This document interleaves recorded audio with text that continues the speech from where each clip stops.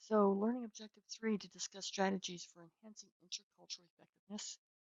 Um, think about nonverbal intercultural communication and how social media plays a role in all this. So part of these for improving your intercultural effectiveness, whether it's in the United States or if you go to another country or wherever, you have to begin by building a cultural self-awareness. Think of yourself as a product of your culture, and we are. Understand that your culture is just one of many. Try to stand outside and look at yourself. Um, curbing ethnocentrism. I always have to think about that.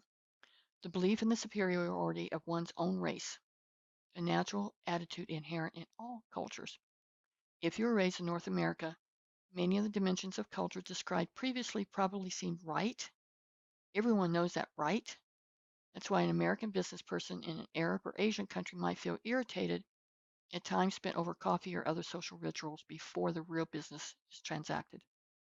So you have to be aware that kind of like from the Wizard of Oz, you may not be in Kansas anymore.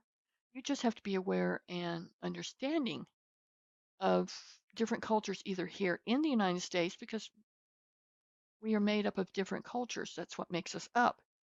And we have to understand the different cultures here in the United States. If we go overseas, if we go, to Canada, wherever we're going, we just need to understand that people are different.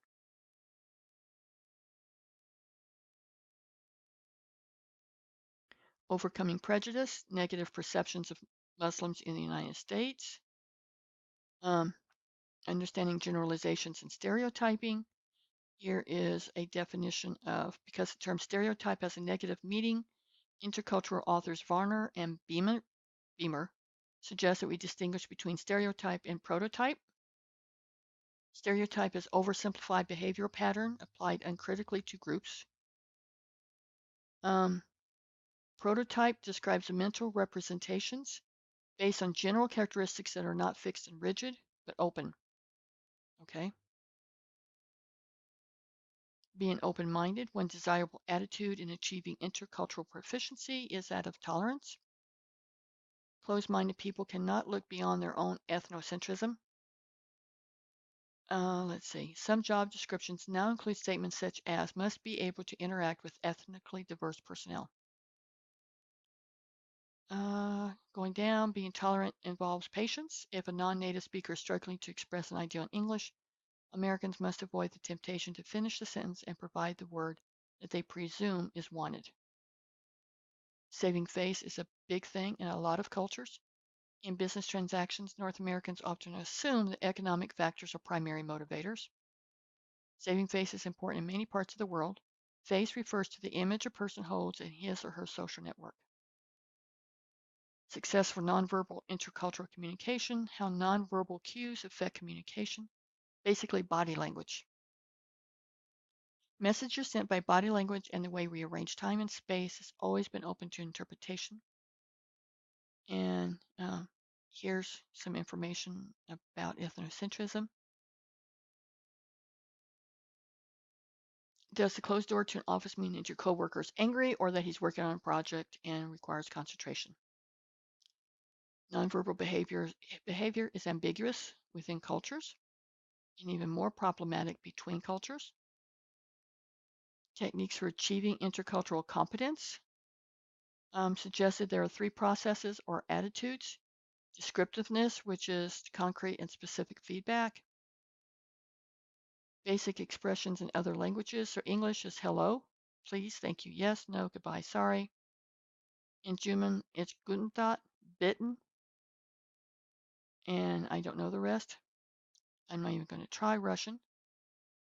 Spanish, yeah, I can do Spanish. I grew up on the Texas-Mexico border.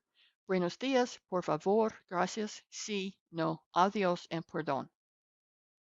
It all means the same thing, just different words for the different countries. Another thing that they talk about in this chapter is non-judgmentalism, preventing defensive reactions from communicators, how technology and social media affect intercultural communication. Much has been made of the unprecedented Hyperconnectivity facilitated by social media. Do you like all those words? Let's get down to where it says down here, users can interact instantly across time zones and vast distances. Okay. Social media may potentially bridge cultural differences as well as reinforce them depending on their users. So social networking, is it bridging cultural divides or not? Kind of depends sometimes on who you talk to. In real life, as online, we instinctively tend to gravitate towards people who seem similar to us because we're comfortable with that. Twitter and other social media can boost intercultural communication. However, we must be willing to reach out across boundaries that separate us. The majority of social media pundits agree that Twitter in particular offers a rich opportunity for intercultural communication. They credit the diversity of Twitter users and the open design of the microblogging platform for inviting intercultural exploration. Social networking, erasing cultural differences or deepening them, kind of depends on who you talk to again.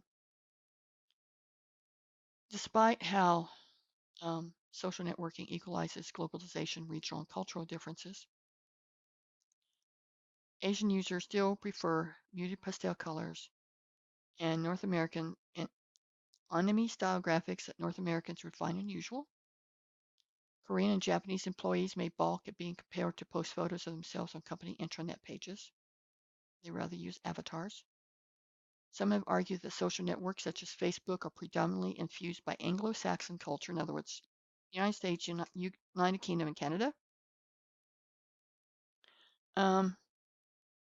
Global businesses and social media, a study of the top 100 corporations of Fortune 5 Global 500 companies. This global public relations firm revealed that 65% are building relationships with stakeholders on Twitter, 54% are Facebook fans, and 50% YouTube fans, and 33% maintain corporate blogs.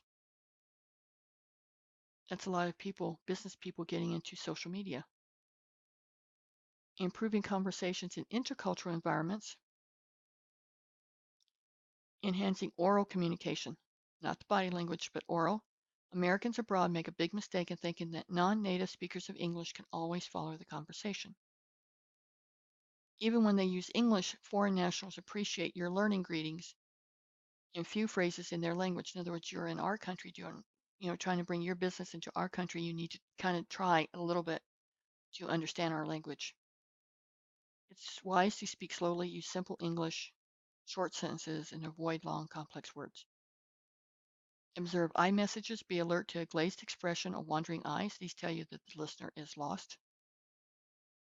Encourage accurate feedback. Accept blame. If misunderstanding results, graciously accept the blame. Listen without interrupting. Americans have a hard time with that. At least Americans I know. Smile when appropriate and follow up in writing.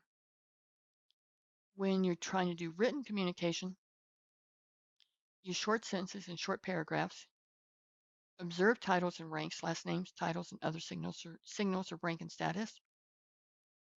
Avoid ambiguous expressions. Stay away from contractions.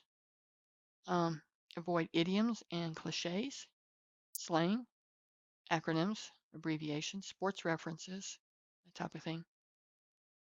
Work for clarity. Avoid words that have many meanings. The word light has 18 different meanings, and I had never realized that. Use correct grammar. And cite numbers carefully. Okay. In citing numbers, use figures instead of spelling them out. Long time ago, I had heard about a manufacturing company that was getting ready to ship some supplies, big shipment to another country. And I forget where it was at. It's where the money is totally different. And the shipping person in the UK got his money confused.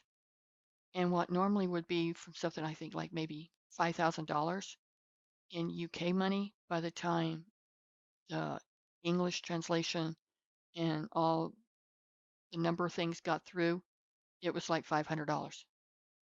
And so it's just, you have to be careful. Like June 12, 2014 might be written as 6/12/14. In Europe, the date is 12/6/14. They put the date first, then the month and the year.